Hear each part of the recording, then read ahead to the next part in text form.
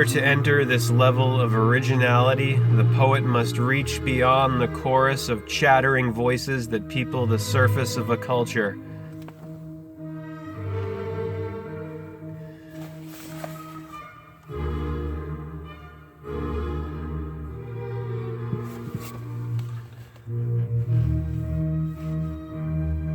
Furthermore, the poet must reach deeper inward, go deeper than the private horde of voices down to the root voice. It is here that individuality has the taste of danger, vitality, and vulnerability. Here, the creative is not forced or appropriated from elsewhere. Here, creativity has the necessity of inevitability. This is the threshold where imagination engages raw, unformed experience.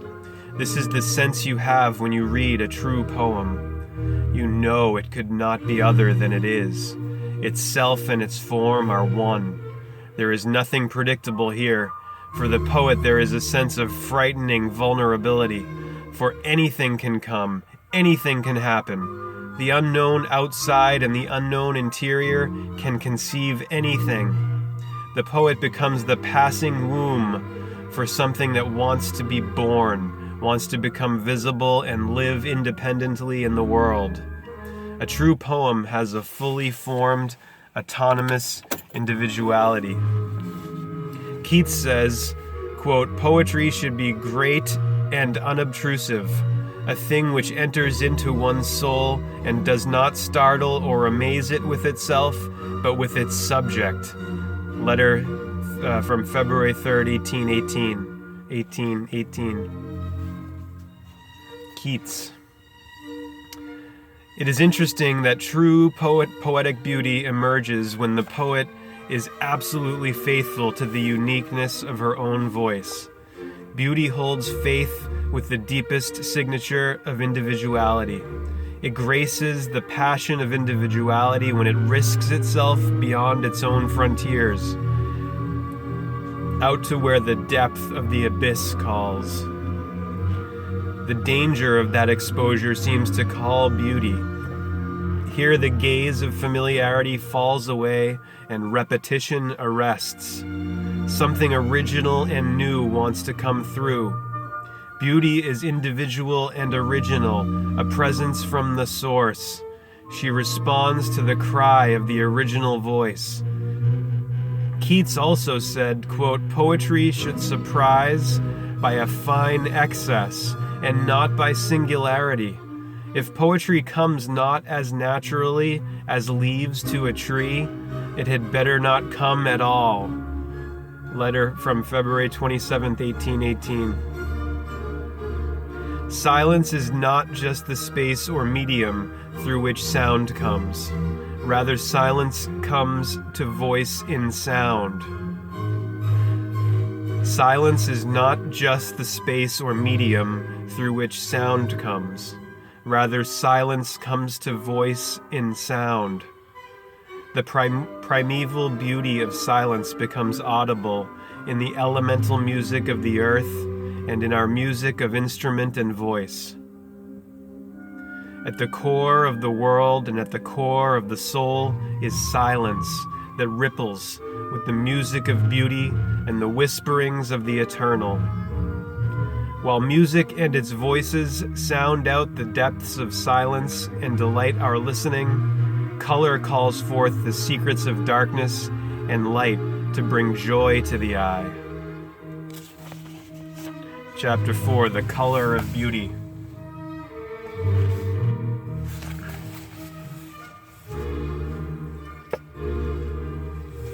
The Color of Beauty and Beauty by John O'Donohue, rediscovering the true sources of compassion, serenity, and hope.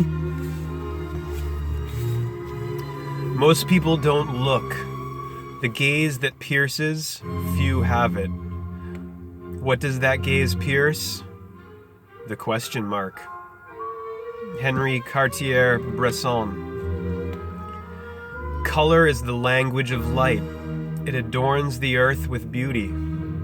Through color, light brings its passion, kindness, and imagination to all things. Pink to granite, green to leaves, blue to ocean, yellow to dawn. Light is not simply a functional brightness that clears space for visibility. Perhaps of all the elements, light has the most refined imagination. It is never merely a medium. Light is the greatest unnoticed force of transfiguration in the world. It literally alters everything it touches, and through color, dresses nature to delight, befriend, and inspire and shelter us. The miracle of color is a testament to the diverse, precise, and ever-surprising beauty of the primal imagination. The intense passion of the first artist glows forth in the rich colors of creation. In this sense, color is the visual Eucharist of things. In a world without color, it would be impossible to imagine beauty, for color and beauty are sisters. As Goethe said, the eye needs color as much as it needs light. Spring sacraments of color in the Burren.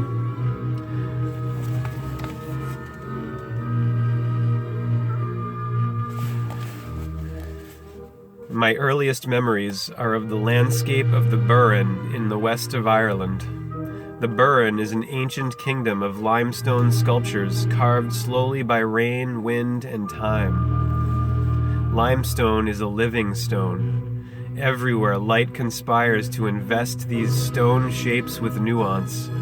When rain comes, the whole stonescape turns blue-black. Rain has artistic permission here that it could enjoy in no other landscape. Mostly invisible and quickly absorbed by the earth, rain achieves powerful visibility on the vast limestone pavements. Like an artist who has fallen into despair, it drenches the gray stone with gleaming black. Everywhere the stone drinks in blackness as though it secretly corresponded to its inner mind. Then the rain ceases and the sun returns. The light effects a complete transfiguration. Gradually the dark dries off and the stonescape literally resurrects. Glistening with washed whiteness, a reminder that this stone world once lived on the ocean floor. Winter always makes the Burren more severe. The ameliorating green of trees and grasses diminishes in cold paleness. As the grip of winter loosens, the landscape gradually returns from bleakness to the welcome of exotic spring flowers, which have an unexpected home here. The Burren is famous for its rare alpine and Arctic flora, and gradually amidst the gray stonescape, these delicate flowers creep forth in subtle sacraments of color. Profusions of gentian surface like blue stars.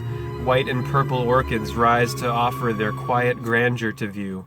Mountain avens with their white and yellow countenances make the stone seem kind. In crowds, the harebells test their deft blueness against the breeze. Rich orange, yellow lichens come to cover the white limestone bearing beautiful names like sea ivory, tar lichen, orange sea lichen, and common orange lichen. And perhaps most striking of all, the bloody cranesbill rises in its delicate crimson petals and white heart through the scallops crevices in the limestone. As a child, I often watched a local blacksmith at work. He would place the silver horseshoes into a black coal dust fire to redden them. Under the fierce breath of the bellows, the mound of black dust was an instant furnace of redness. Perhaps similarly, the very breath of life breathes into things until their individual colors flame.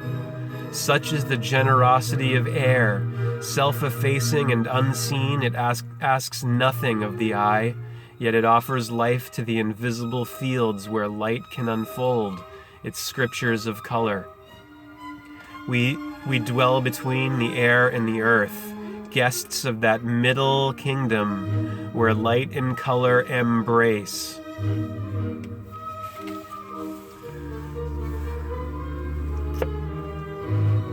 The apparition of color.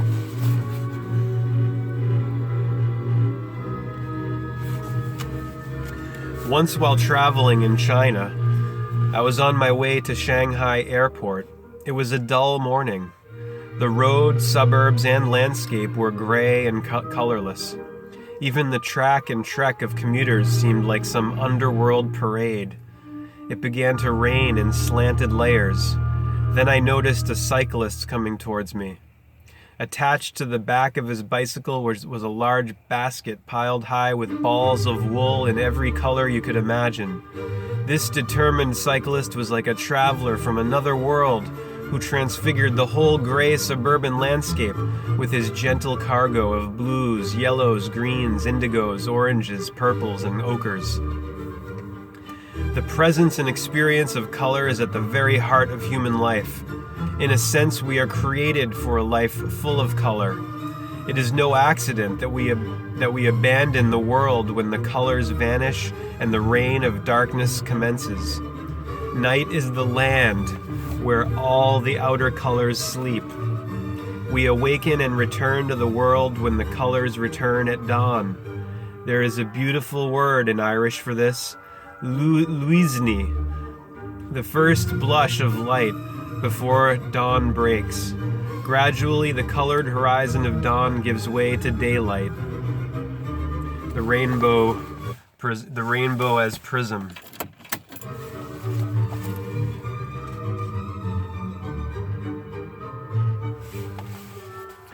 We take daylight for granted, yet daylight is not simply there.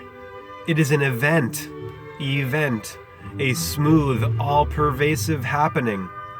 Daylight is created light, a light woven seamlessly from a whole series of colors. The unnoticed miracle of everyday light is exposed in the rainbow, an apparition that is both illusory and tenuous. Connemara is a landscape beloved of rainbows. Between the rich light and the frequent rains, rainbows love to appear here. Every rainbow is a revelation. The optic through water drops that separates seamless daylight to reveal and display the secret inlay of colors that dwell at the heart of ordinary light. In a sense, one could speak of the secret life of color. Despite its outward beckoning, like true beauty, color is immensely hesitant in giving away its secrets.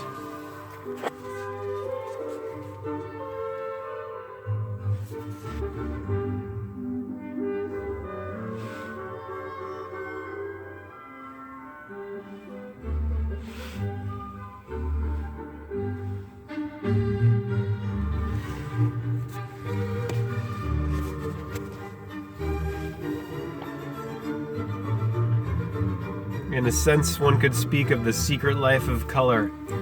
Despite its outward beckoning, like true beauty, color is immensely hesitant in giving away its secrets. Painters learn to respect the hesitancy of color and endeavor to refine their skill to become worthy of its revelations. A painter learns the language of color slowly.